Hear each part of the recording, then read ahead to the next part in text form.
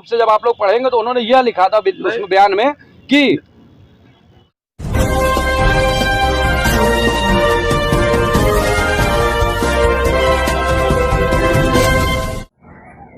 दोस्तों नमस्कार, आप देख रहे हैं एजीटीवी लाइव न्यूज। मैं हूं आर.के. अजय। दोस्तों आज भी कुछ लोग हैं जो शांति नहीं चाहते, अमन नहीं चाहते, भाईचारा नहीं चाहते और आग लगाना चाहते हैं। किसी तरह से भाईचारा खत्म हो, दंगे फसाद हो, आपस में वाद विवाद हो। दोस्तों ऐसे कुछ लोग हैं जिनकी वजह से आज जो है कहीं विवाद हो जाता है और वो विवाद पूरे आग की तरह पहले उस जिले में, उस गांव में, उस काउंसिटी में, फिर पूरे स्टेट में, फिर पूरे भारत में आग की तरह फैल जाता है। मेरा कहने का मतलब यह है, हिंदू मुस्लिम जो आज भी सुप्रीम कोर्ट के इतने चेतावनी देने के बाद भी कुछ लोग ऐसे हैं जो आज भी नहीं मानते। हेड स्पीच जैसे मामलों में सुप्रीम कोर्ट ने कई बार नसीहत दिया अनेकों पॉलिटिकल पार्टियों को, खासकर बीजेपी के नेताओं को।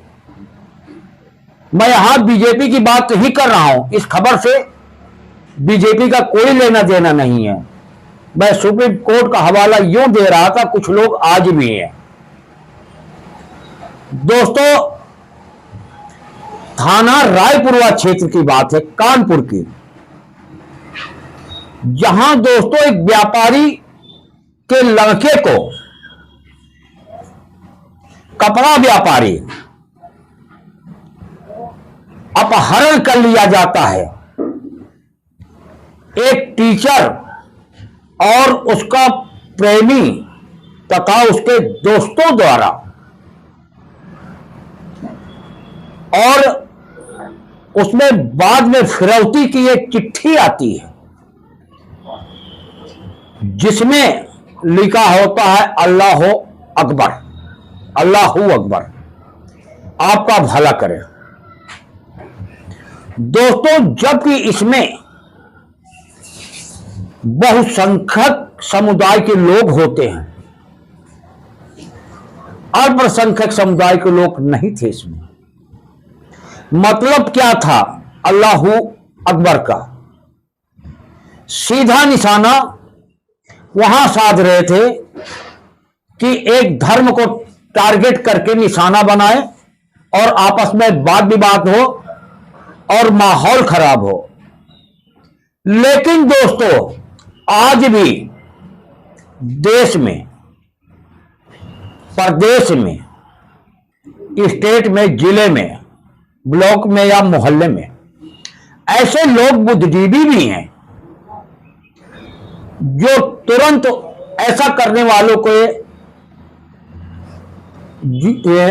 मन को सीधी तरह उनके मनों पे पानी फेर देते हैं, उनके अरमानों पे पानी फेर देते हैं। उनका मासूबा सफल नहीं हो पाता, उनका प्लान सफल नहीं हो पाता। ऐसा दोस्तों कानपुर का एक मामला है जिसने कुछ लोगों ने माहौल खराब करने की कोशिश किया, आपस में भाईचारा बिगाड़ने की कोशिश किया। लेकिन दोस्तों देखिए किस तरह से मोहित श्रीवास्तव जो अभिवक्ता हैं, उन्होंने मीडिया को बताया कैसी कहानी है, क्या है। बड़ी संख्या में वकीलों ने कमिश्नर को ज्ञापन दिया और सच्चाई से जांच कराने की मांग किया। दोषियों को सजा दिलाने की पूरी कोशिश कर रहे हैं। देखिए कमिश्नर साहब ने क्या किया, क्या कहा, मीडिया को क्या बताते हैं। कानपुर से चीफ ब्यूरो रुस्तम खान की एक रिपोर्ट, जो लगातार रुस्तम जी खबरों में बने रहते, खबर निकालते हैं, जगह जगह जाते हैं, लोगों से मिलते हैं, उनके बीच से सच्चाई निकाल के लाते हैं, एजीटीवी लाइव आप तक पहुंचाता है। इस वजह दोस्तों, खबर को, चैनल को लाइक करें, शेयर करें, सब्सक्राइब जरूर करें। आपका प्यार मिल रहा है और ज्यादा मिलना चाहिए, जिससे कि एजीटीवी लाइव के संवाददाता, ब्यूरो, रिपोर्टर, यानी कि जो भी एजीटीवी लाइव से जुड़ा हुआ है वो और दिल से काम करें। और मुझे पूरी आशा है कि आप एजीटीवी लाइव को जैसे सपोर्ट दे रहे हैं और ज्यादा देंगे और बेहतर देंगे।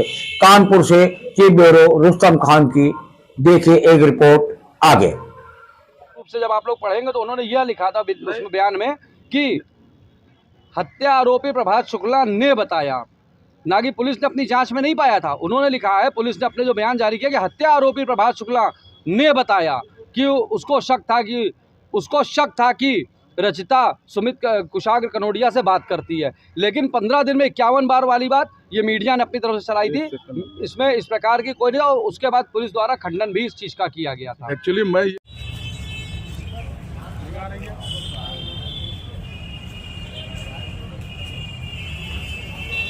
लोग जो है, जो गुमती वाला अपहरण कांड हुआ है, उसमें अभियुक्तों के विरुद्ध रासुका की कार्रवाई की जाए, ये मांग करने आए हैं कमिश्नर महोदय को। क्योंकि वो पब्लिक के लोग अभी चाह रहे, वो तो मान लो ये कहते हैं फांसी दो, लेकिन जो विधिक कार्रवाई उनके खिलाफ होनी चाहिए, उसमें हम लोग ये मांग करने आए। चूंकि उन्होंने अल्लाह अकबर करके लिख दिया था, अगर कहीं गार्ड की कूद रहा होता, गिला होता, तो इसके लिए ऐसे जघन्य अपराध में ऐसे दुर्दांत अपराधियों के खिलाफ लगाई जाए रासुका, ये मांग करने आए हैं। प्रकरण इस प्रकार से है कि रायपुरवा थाना क्षेत्र में आचार नगर में रहने वाले जो कनोडिया लड़का था, कुशाग्र कनोडिया, उसी के घर में वो शिक्षिका पढ़ाया करती थी।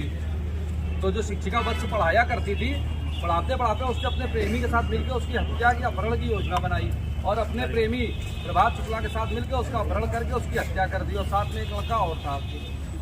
अब इस प्रकरण के बाद जब उन्होंने फिरौती की चिट्ठी भिजवाई है, तो फिरौती की चिट्ठी साहब उसने अल्लाह अकबर, अल्लाह तुम्हारा साथ देंगे, ऐसे धार्मिक शब्दों का प्रयोग किया। और ये परिवार चूंकि पटकापुर में पूर्व में रहता था, तो प्रथम दृष्टया तो इस परिवार को यही लगा कि ऐसा तो नहीं किसी मेरे साथी ने ही इस प्रकार की हरकत करी हो। पूरा परिचय बता दो। मैं एडवोकेट मोहित श्रीवास्तव। 30 तारीख की रात को अपहृत छात्र के चाचा सुमित कनोडिया का मेरे पास फ़ोन आया कि वकील साहब आइए, कुछ मेरा भतीजा गायब है।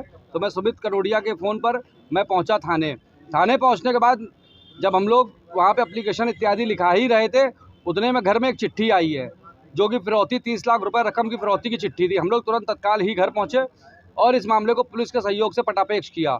लेकिन जो चिट्ठी थी, उस चिट्ठी में साफ साफ लिखा था उन लोगों ने, हत्या अभियुक्तों ने, जो कि स्टूडेंट की टीचर थी रचिता वत्स, उसका साथी प्रभात और उसका एक अन्य साथी शिवा गुप्ता, जबकि तीनों ही बहुसंख्यक समुदाय के हैं। किंतु उसके बाद भी उन लोगों ने उस चिट्ठी में अल्लाह अकबर, अल्लाह तुम्हारे भला करेंगे, अल्लाह पे भरोसा रखो इत्यादि शब्दों का प्रयोग किया था। उनकी मंशा सिर्फ ये थी कि किसी प्रकार से यह मामला हिंदू मुस्लिम हो जाए, किसी प्रकार से यह मामला हम लोगों पर शक ना आए, मुस्लिम समुदाय के ऊपर शक चला जाए और इस प्रदेश में आग लग जाती, इस देश में आग लग जाती, इसका कोई मामले को बढ़ाना चाहते थे। उनका उद्देश्य हत्या फिरौती के लिए था। लेकिन उन्होंने जिस प्रकार का रास्ता चुना, उस प्रकार के रास्ते से इस देश में दोनों समुदायों के बीच में निश्चित रूप से अगर ये मामले का पटापेश न होता तो दोनों समुदाय के बीच वैमनस्य बढ़ जाता, हिंसा हो जाती, दंगा हो जाता, कितना मामला बढ़ जाता कुछ भी नहीं बताया जा सकता था।